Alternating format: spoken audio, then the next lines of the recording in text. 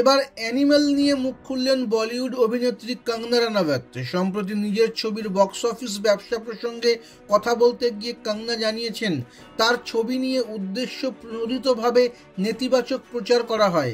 এই নেতিবাচক প্রচারের নেপথ্যে আছে করণ জোহরের মতো প্রভাবী বলিউড ব্যক্তিত্ব, দাবি কঙ্গনার।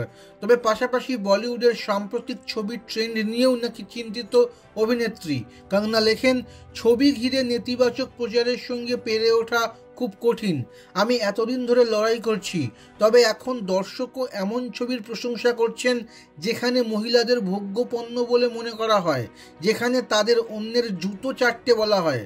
কঙ্গনা অ্যানিমেল ছবির নাম উল্লেখ না করলেও তার বক্তব্য থেকে স্পষ্ট, তিনি আদপে সন্দীপ রেড্ডি বাঙ্গার ছবির কথাই বলেছেন।